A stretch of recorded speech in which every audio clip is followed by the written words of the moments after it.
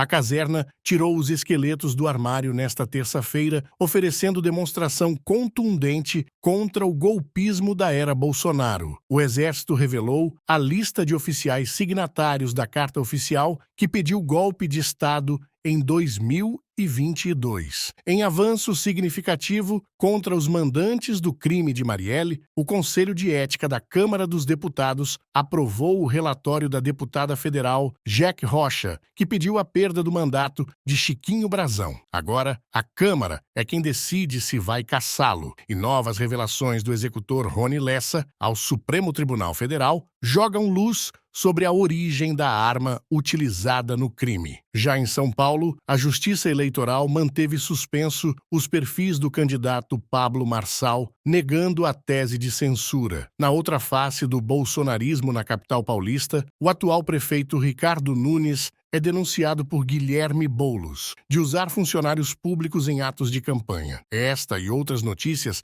você confere agora no resumo diário de notícias preparado pela Mídia Ninja. Se você gosta dos nossos vídeos e quer se manter atualizado sobre os últimos assuntos da República, inscreva-se no canal e compartilhe com seus amigos. Vamos às notícias.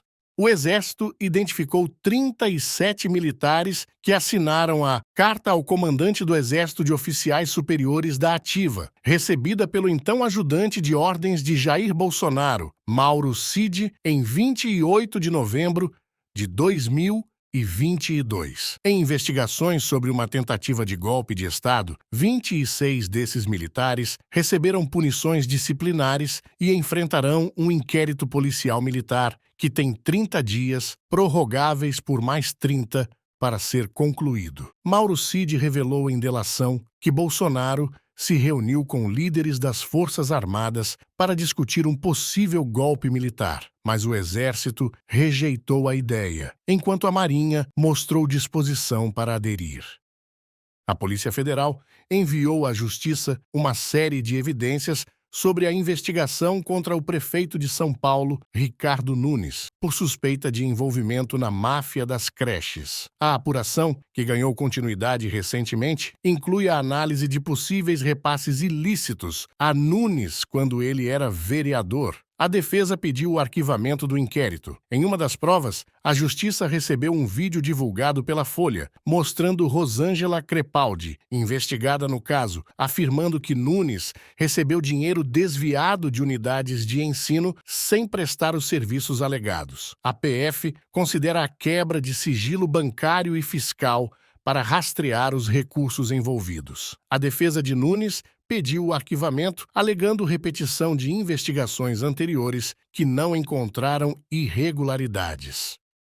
Servidores do Centro de Apoio ao Trabalho e ao Empreendedorismo da Prefeitura de São Paulo foram levados em ônibus fretados para um ato de campanha do prefeito Ricardo Nunes, candidato à reeleição. O fato ocorreu nesta segunda-feira e foi relatado em reportagem do UOL. A lei eleitoral proíbe o uso da estrutura pública para influenciar eleitores. A campanha de Nunes negou ter convocado os servidores e afirmou que o transporte foi organizado pela campanha da vereadora Sandra Santana, sua aliada. Nas redes sociais, Guilherme Boulos, adversário de Nunes na disputa pela prefeitura, denunciou o caso, afirmando que o atual prefeito fez uso ilegal da máquina pública a seu favor. O comício, que também contou com a participação de Ricardo Nunes, foram vistos pelo menos 7 ônibus chegando ao local, incluindo veículos municipais.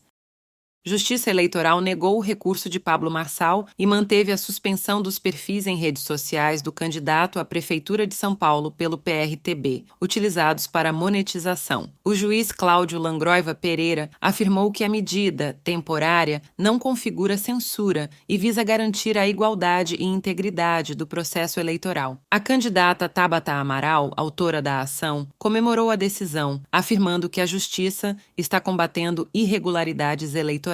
Após a liminar, a campanha de Marçal criou contas reservas em várias plataformas para manter a comunicação com o eleitorado, destacando que a decisão judicial permite a criação de novos perfis. Marçal afirmou que seguirá respeitando a legislação eleitoral, utilizando as redes sociais como principal meio para compartilhar suas propostas, já que não possui fundo partidário nem tempo de TV. A deputada Jack Rocha, do PT, apresentou nesta quarta-feira, 28 de agosto, no Conselho de Ética da Câmara dos Deputados, um relatório final recomendando a cassação do mandato do deputado Chiquinho Brazão, acusado de ser um dos mandantes do assassinato da vereadora Marielle Franco e do motorista Anderson Gomes. A deputada Jack Rocha, apresentou nesta quarta-feira, 28 de agosto, no Conselho de Ética da Câmara dos Deputados, um relatório final recomendando a cassação do mandato do deputado Chiquinho Brazão, acusado de ser um dos mandantes do assassinato da vereadora Marielle Franco, motorista Anderson Gomes, ocorrido em março de 2018. O Conselho de Ética, composto por 21 deputados, votará o parecer. Rony Lessa, réu confesso no assassinato da vereadora Marielle Franco e do motorista Anderson Gomes, afirmou em depoimento que a submetralhadora MP5, utilizada no crime, pode ter sido retirada de um arsenal apreendido pela Polícia Civil. Lessa sugeriu que a arma foi devolvida rapidamente para evitar que sua ausência fosse notada, atendendo a uma exigência do conselheiro do Tribunal de Contas do Rio, Domingos Brazão, apontado por Lessa como o mandante do crime. Rony Lessa também mencionou que a arma foi entregue a ele por Edmilson Oliveira da Silva, intermediário entre ele e os irmãos Domingos e Chiquinho Brazão. O depoimento de Lessa, que ocorreu no STF nesta terça-feira, trouxe à tona a possível conexão entre a arma usada no crime e a Polícia Civil, além de destacar o envolvimento de outras figuras, como Robson Calixto Fonseca, também réu no caso.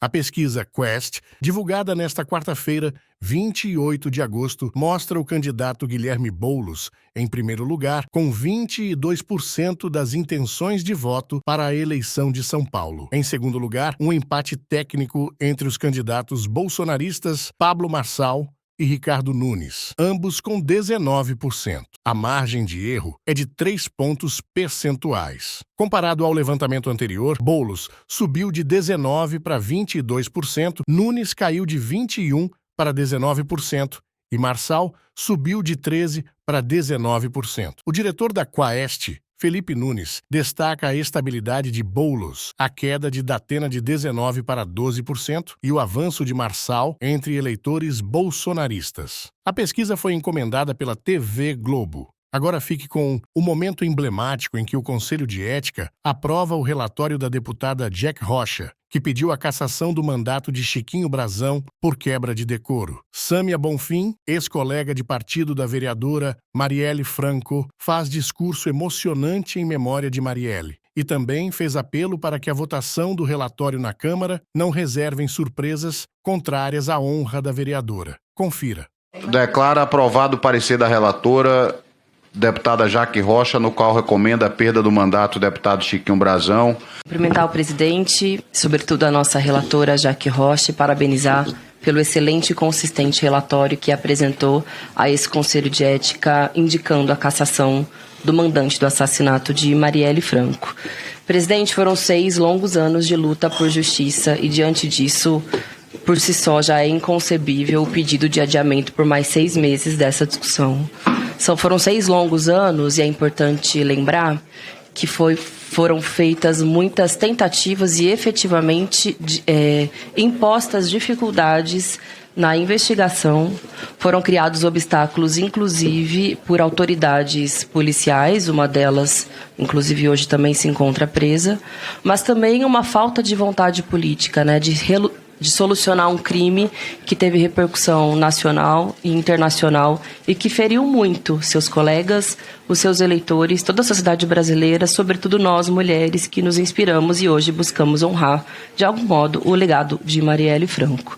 É muito importante destacar que houve falta de vontade política de solucionar esse crime, porque isso também revela o caráter e o perfil de muitas autoridades políticas no nosso país, que inclusive ao longo desses 6 anos difamaram, ofenderam a honra de Marielle e tentaram criar uma série de fake news para, por um lado, despistar, por outro lado, tentar fazer a sociedade brasileira e a sociedade mundial e esquecer um crime dessa magnitude. Só que o que foi possível, aliás, o que tornou possível a gente chegar até o dia de hoje, finalmente, com a possibilidade de resolução desse crime, é justamente a magnitude e a grandeza de Marielle Franco. E aqui eu queria destacar que era uma parlamentar exemplar, que teve um legado fundamental para as mulheres brasileiras.